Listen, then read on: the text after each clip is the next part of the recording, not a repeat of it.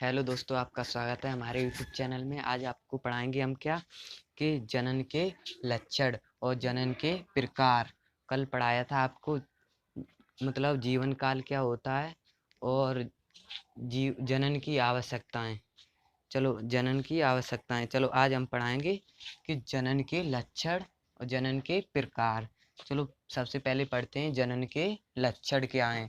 Number 1 देखते हैं लक्षण को, कि जनन के लक्षण को देखते हैं। नंबर 1, नए जीव का निर्माण होता है। नए जीव का निर्माण होता है, ये तो भाई सार्वभौमिक सत्य है। नए जीव का निर्माण होता है जब दो जनक आपस में अपना संलयन करते हैं। जब दो जीव जब आपस में संलयन करते हैं तो जो एक नया जीव उत्पन्न होता है उसे हम क्या कहते हैं? संतति या युग्मनज। ठीक है, ये तो बात समझ में आई, ये तो सार्वभौमिक सत्य है। चलो अब दूसरा पॉइंट देखते हैं, कोश का निर्माण व कोशिका वृद्धि। जब सीधी सी बात है, जब संतति उत्पन्न होती है और जब वो संतति एक दिन उसकी भी संतति होगी, तो यानी कि जो संतति पैदा होती है वो क्या होती है? कोशिका ही होती है। अब वो आगे को कोश संतति पैदा करेगी, वो भी एक क्या होगी? कोशिका होगी। तो यानी कि इसका यही अर्थ होता है कि जब कोशिका निर्माण व कोशिका वृद्धि, यानी कि कोशिका का निर्माण होता है तो कोशिका की वृद्धि भी होती है। इसका यही अर्थ है। चलो अब चौथा देखते हैं, तीसरा, डीएनए की प्रतिकृति। डीएनए की प्रतिकृति यानी कि इसका मतलब, प्रतिकृति का अर्थ होता है कि फोटोकॉपी। क्या होता है? फोटोकॉपी। फोटोकॉपी, ठीक है। प्रतिकृति का मतलब क्या होता है? फोटोकॉपी। चलो, डीएनए की प्रतिकृति यानी कि फोटोकॉपी। डीएनए की प्रतिकृति यानी कि जैसे हम कोई जनक है, जैसे दो जनक ने एक संतति को उत्पन्न किया, एक संतति को उत्पन्न किया। उस संतति में जनक के डीएनए गया, उसमें जाएगा, वो तो सीधी सी बात है। जब जनक की जो हमारी संतान है, जो हमारी संतान होगी, उसमें हमारा डीएनए होगा, जो हमारे संतान की संतान होगी, जो हमारे संतान का डीएनए होगा।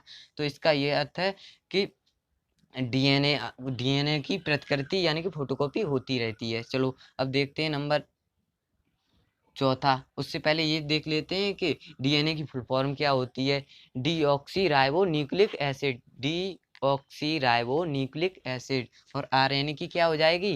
Ribo nucleic acid. ठीक है, चलो अब देखते हैं चौथा पॉइंट क्या है, कि आरएनए प्रोटीन व अन्य जैव रसायन का निर्माण होता है। यानी कि आरएनए मतलब कि जब कोई बच्चा जन्म लेता है, जब जो जनन होता है ना, उसमें प्रोटीन की जरूरत पड़ती है, वो तो सीधी सी बात है। और जो जैव रसायन के निर्माणों का निर्माण भी होता है उसमें। ठीक है, जो जैसे जैव निर्माण भी होता है। ये तो पॉइंट क्लियर होगा। अब देखते हैं कि जनन के प्रकार। जनन के प्रकार क्या हैं?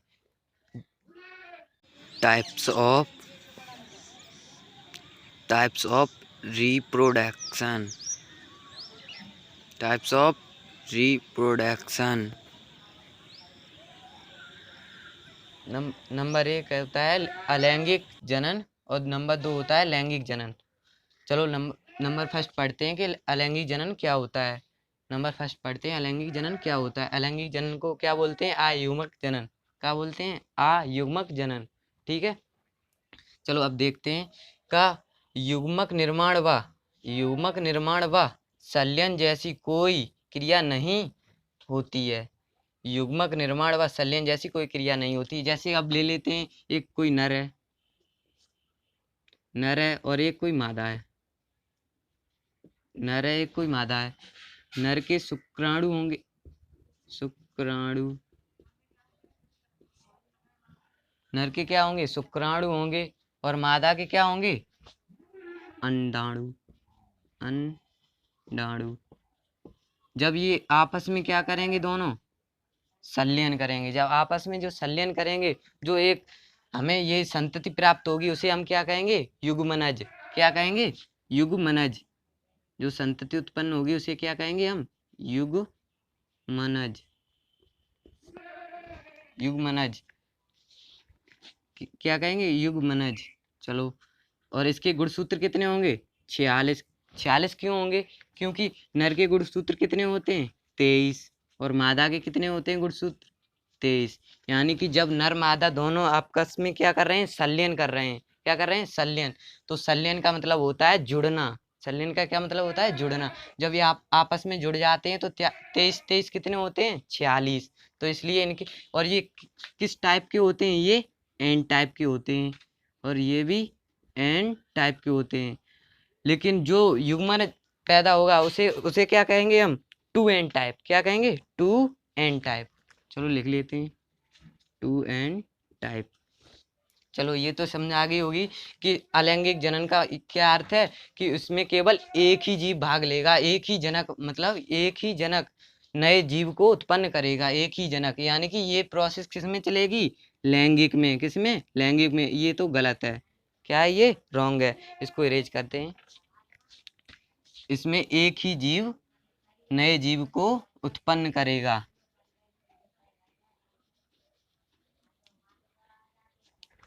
उत्पन्न करेगा।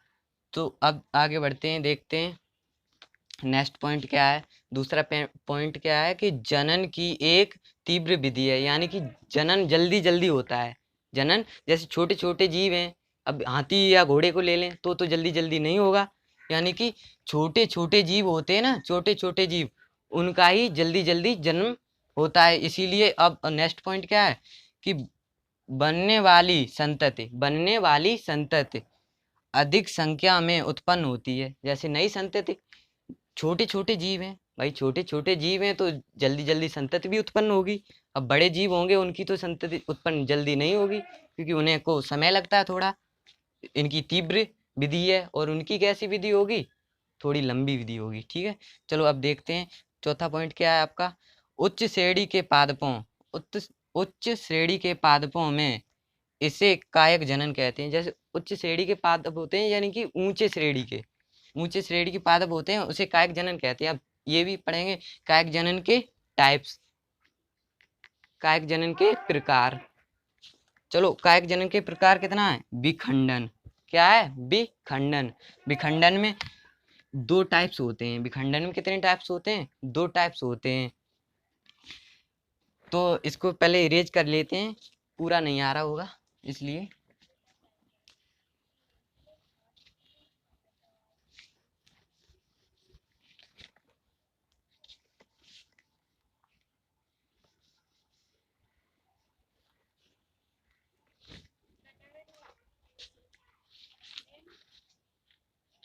विखंडन के कितने टाइप्स होते हैं?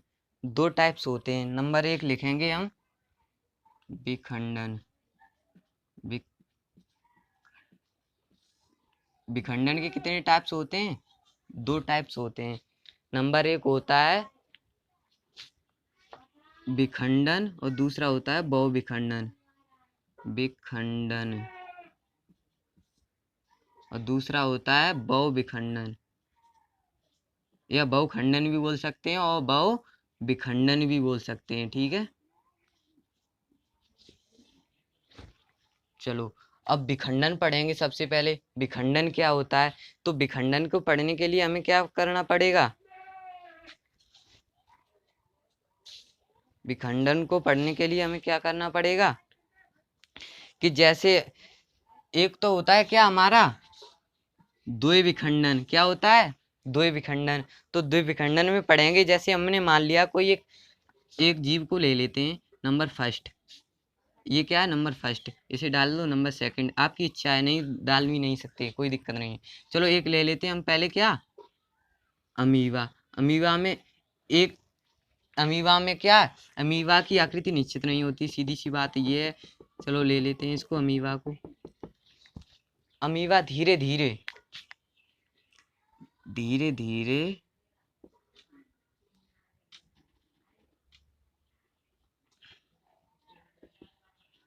जो अमीबा में जो अंदर वाला पॉइंट होता है वो दो भागों में धीरे धीरे विभक्त होने लगता है। धीरे धीरे दो भागों में विभक्त होने लगता है, और नेक्स्ट प्रोसेस ऐसे ही चलती रहती है, और धीरे धीरे फिर ऐसी आकृति बनती है उसकी, और ये उसकी आकृति, और फिर ये दो भागों में विभक्त हो जाता है, इसके और इसके चारों तरफ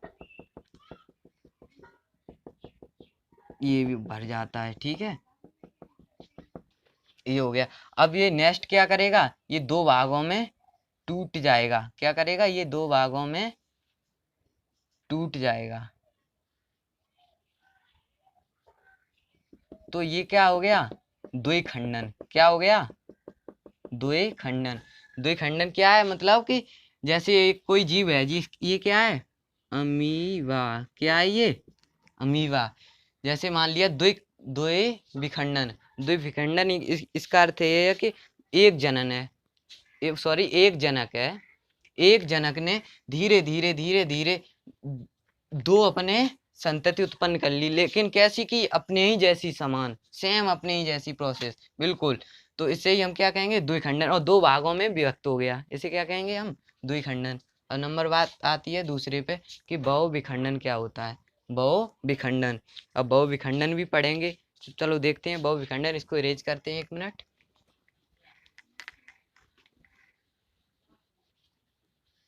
बहु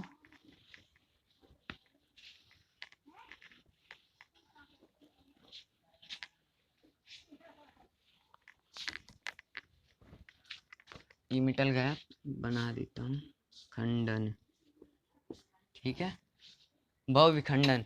बहुविखंडन में क्या करेंगे, एक ऐसा हम जीव लेंगे जिसे क्या बोलते हैं हम, प्लाज प्लाज प्लाज मीडियम। प्लाज मीडियम क्या बोलते हैं, प्लाज मीडियम।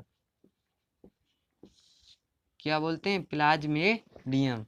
चलो प्लाज्मेडियम को इसी को उदाहरण लेना आपको, किसमें, बहुविखंडन में। अब ये ऐसा जीव है, कैसा जीव है, ये इसका, ये लो, ये बन गया आपका जीव। क्या बन गया, एक जीव। इसे क्या बोलते हैं, प्लाज्मेडियम। क्या बोलते हैं, प्लाज्मेडियम। चलो अब इसको क्या करेंगे, नेक्स्ट प्रोसेस जैसे अमीबा में हुई थी, इसमें भी ऐसी होगी, लेकिन इसकी थोड़ी अलग प्रोसेस होगी। इसकी कैसी प्रोसेस होगी, थोड़ी अलग होगी। चलो, ये अमीबा केवल दो भागों में विभक्त हुआ था, लेकिन ये अधिक भागों में विभक्त हो जाएगा। और नेक्स्ट बार इसमें थोड़े दूर दूर ये बन जाएंगे, और इसके पास ये प्रोसेस हो गई। अब नेक्स्ट क्या होगी कि अब ये अब छोटे छोटे भागों में विघटित हो जाएंगे, छोटे छोटे भागों में टूट जाएंगे। अब ये देखो, प्लाज्मेडियम के पहले कितना था, एक था।